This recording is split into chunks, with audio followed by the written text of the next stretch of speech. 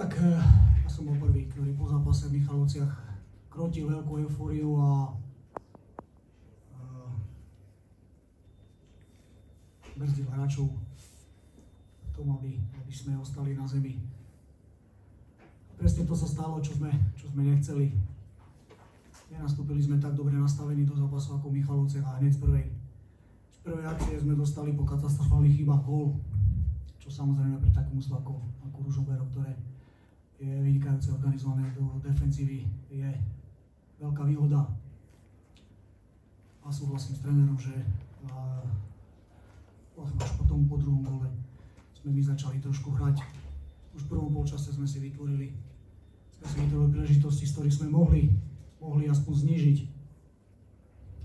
Cez polčas som upozorňoval hráčov na to, aby sme sa nenechali uniesť, aby sme boli stále trpezliví a verili tomu, čo robíme, že ten zápas sa dá ešte zvrátiť nejakým kontaktným gólom a možno striedaniami a tak ďalej, ale myslím si, že ďalší rozhodujúci moment bola červená karta.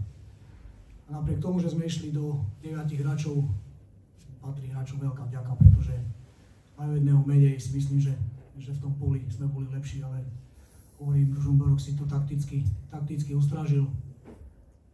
Nepúšťal nás do nejakých veľkých príležitostí, aj keď sme znížili jedným gólom. Už sme nemali na to, aby sme ten zápas ešte viacej zdramatizovali, ale myslím si, že musíme sa vrátiť naspäť na zem a proste jednoducho nie sme ešte tak kvalitatívne mužstvo, aby sme tu poražali mužstva z ligy, ktoré sme nováčik stále a jednoducho, ak nebudeme disciplinovaní, ak nebudeme dobre mentálne nastavení, ak jednoducho neustražíme emócie, tak nemôžeme v lige uspieť s nikým. Jednoducho je to disciplínou, je to nastavením, je to agresivitou v tých osobných súbojoch. V Michalovciach sme tie osobné súboje neprehrávali, tu sme prehrali hneď prvý, dostali sme z toho góla. Celé sa to zosypalo v prvej minúte, hráči zostali ako obarení a potom samozrejme pracuje hlava, psychika a tak ďalej, hej. Čiže ťažko povedať, ale to nastavenie musí byť úplne iné. Tak ja som hovoril, že my nemôžeme hrať taký futbal, ako sme predviedli jednoducho. V Michalovciach, hej, samozrejme musíme sa aj my chovať pragmaticky, ale chceme hrať ofenzívne, chceme hrať útočne, ale pri tom spôsobe hry musíte byť pevní vzadu.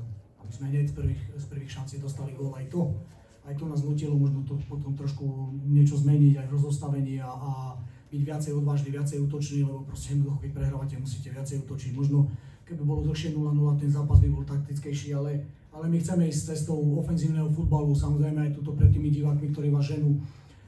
Ale ešte raz hovorím, musíme byť vzadu disciplinovaní, nesmieme dostať jednoduché góly a čo sa týka brankára, nemyslím si, že nejak by v tých góloch lietal, samozrejme musím si to ešte pozrieť, ale niekedy to tak je, že dostanete z prvých 3 striel góly a potom jednoducho, bohužiaľ, už sa pozerá na to, ale nemyslím si, že by Palo za tie góly mohol.